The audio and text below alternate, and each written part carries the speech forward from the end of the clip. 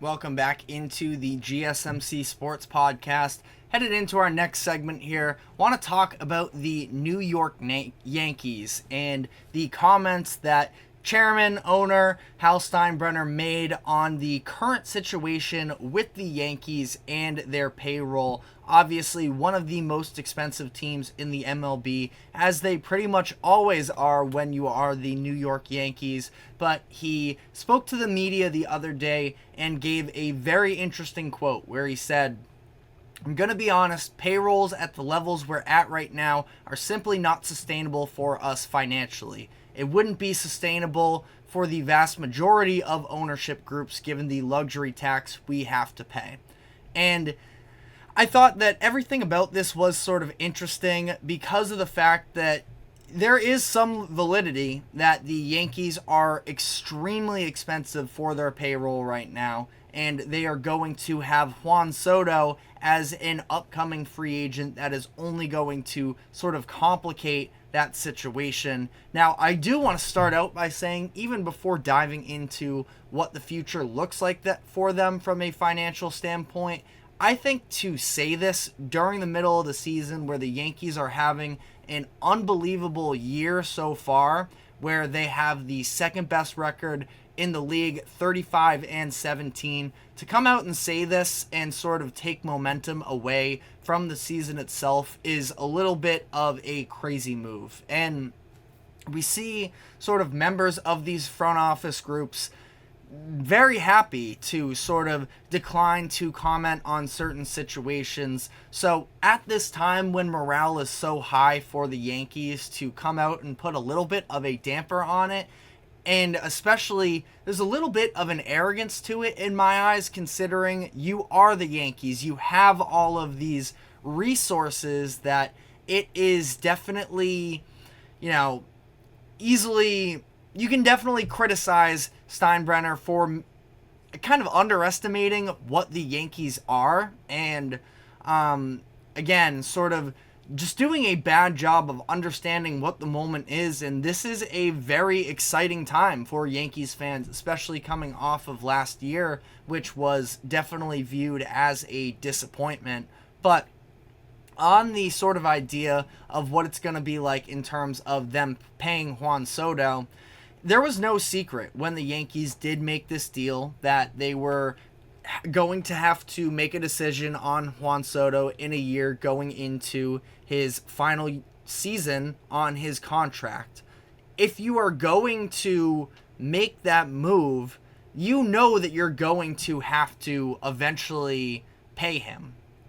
So what's the point of making this move, selling out as much as you do, just to let him walk in free agency? I think that is a little bit arrogant of them, and I feel like, again, they're a smarter organization than that to know that they are going to have to pay him and that it's going to be a disappointment if they don't. Now, if they win the World Series this year and Soto walks, I'm sure that every Yankees fan would be willing to put up with that, but I still think that, it's a pretty crazy move to do so. And in the grand scheme of things here with Soto, listen, I understand it is going to be extremely difficult for them to retain him given all of the other financial obligations that they have. Specifically, you want to look at Aaron Judge for the contract that he just signed, but there's still a handful of years left on the Giancarlo Stanton contract, which is the one that probably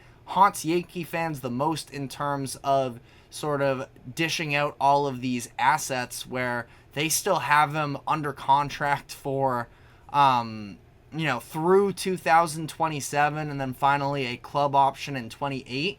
And Stanton's actually having a decent year for them so far. So in terms of their competitive levels this season, it's really not the end of the world. But understanding that you're going to have to pay $32 million for him the next 2 seasons, and then it's going to be $19 and $15 million down the road. That's a lot of money that you're going to be paying for somebody in his mid to late 30s. And the idea of having to let a 25-year-old star in Juan Soto walk to sort of accommodate for some of these other moves, that's going to be something that absolutely hurts. And the Yankees, I do think, can overcome it, but we saw them, especially last year, I think was evident that they were very reliant on their top-end talent in their starting lineup. And now their bullpen has been, and their starting pitchers as well. I mean, their pitching staff just entirely has been a massive boost for them. But on that note, you do have Clay Holmes,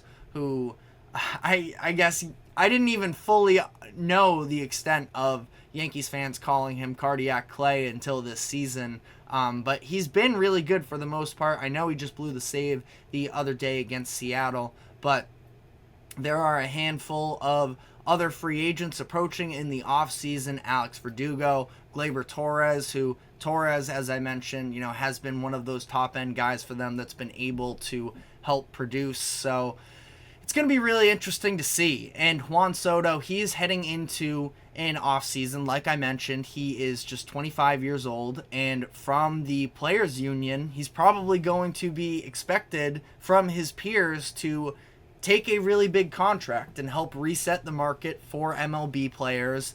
And that would also include, if you were to stay with the Yankees, sort of leapfrogging Aaron Judge, who is, of course, the Yankees captain, in terms of how much he's paid. And I don't think that there is any question that Soto should be paid more than Aaron Judge, given his age.